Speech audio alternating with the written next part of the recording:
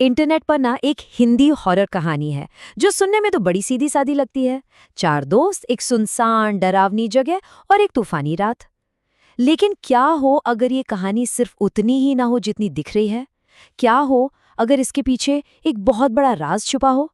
चलिए, आज इस कहानी की एक एक परत को खोलते हैं। तो असल सवाल ये उठता है, क्या ये बस एक और भूतिया कहानी है या फिर ये किसी बहुत गहरी और ज्यादा चालाक चीज का हिस्सा है? आज हम इसी सवाल का जवाब ढूंढने निकले हैं। चलिए कहानी के पहले हिस्से से शुरू करते हैं। ये हमें एक ऐसी जगह ले जाता है जहां से ज्यादातर डरावनी कहानियों की शुरुआत होती है। एक बिल्कुल सुनसान और अनजान जगह। तो होता यूं है कि चार दोस्त हैं, जेक, एमा, लिया और थियो। वो अमेरिका की एक पहाड़ी पर हाइकिंग के लिए गए हैं, लेकिन रास्ता भटक जाते हैं। अंधेरा घिर रहा है और तभी एक जबरदस्त तूफान आ जाता है। बचने के लिए उन्हें पास में ही एक वीरान से विजिटर्स सेंटर में पनाह लेनी पड़ती है। और जिस पल वो उस सेंटर के अंदर कदम रखते हैं, घड़ी में टाइम हो रहा होता है शाम के 6:45। अब ये जो टाइम है ना, इसे जरा ध्यान में रखिएगा, ये बहुत जरूरी है। अब माहौल थोड़ा भारी था तो जेक उसे हल्का करने के लिए मजाक में बताता है कि कैसे यहाँ के लोग इस जगह को भूतिया मानते हैं। कहते हैं कि जो भी यहाँ आता है वो कभी लौटकर नहीं जाता। अरे, कुछ महीने पहले ही तो मेलेनी नाम की एक लड़की यहीं से गायब हो गई थी। लेकिन ये मजाक बहुत जल्द ही खत्म हो जाता है और बेचैनी की जगह ले लेता है सीधा सीधा खौफ। और फिर अचानक सब कुछ बदल जाता है। फायरप्लेस में जल रही आग एकदम से बुझ जाती है, बिल्डिंग की सारी लाइट्स एक साथ फूट जाती हैं, और जब अंधेरा छटता है तो एमा अपनी जगह पर नहीं होती, वो बस गायब हो चुकी है। अब जब बाकी दोस्त एमा को ढूंढने निकलते हैं तो जो होता है वो किसी बुरे सपने से कम नहीं। थियो को अपना ही एक भयानक हमशक्ल दिखता है जिसकी खाल लटक रही होती है। जेक देखता है कि उसके खुद के हाथों पर किसी ने बहुत गहरे दांत गड़ा दिए हैं। और लिया की त्वचा के नीचे एक कीड़ा रेंगने लगता है जो देखते ही देखते उसके चेहरे को पूरा काला कर देता है। और ठीक जब लगता है कि इससे बुरा और क्या ही होगा, कहानी अपने सबसे खौफनाक मोड़ पर पहुंचती है।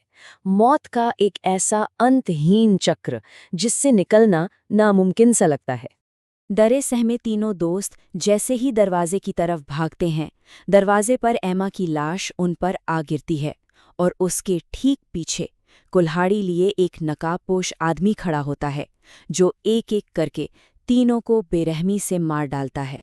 लेकिन कहानी यहाँ खत्म नहीं होती। उनकी आंखें फिर से खुलती हैं।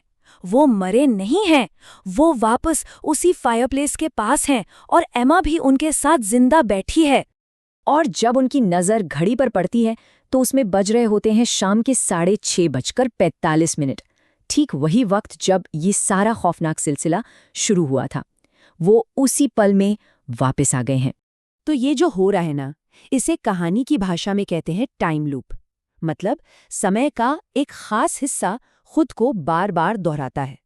और मजे की बात यह है कि किरदारों को अक्सर अपने पिछले अनुभवों की यादें भी रहती हैं।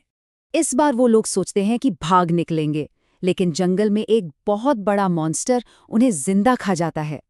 और दर्द से चीखते हुए उनकी आंखें एक बार फिर उसी विजिटर्स सेंटर में खुलती हैं। अब बार बार मरने के बाद दोस्तों को ये तो समझ आ जाता है कि वो एक बहुत बुरे टाइम लूप में फंस चुके हैं।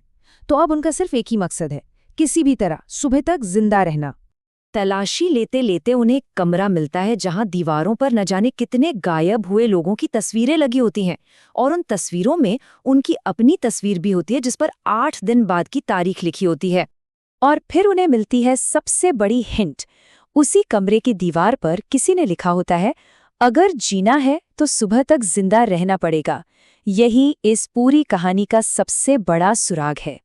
लेकिन अफसोस, वो चाहे कितनी भी कोशिश कर लें, हर बार उनकी मौत एक नए और ज्यादा भयानक तरीके से हो जाती है। वो रात कभी खत्म ही नहीं होती, वो सुबह तक जिंदा बच ही नहीं पाते।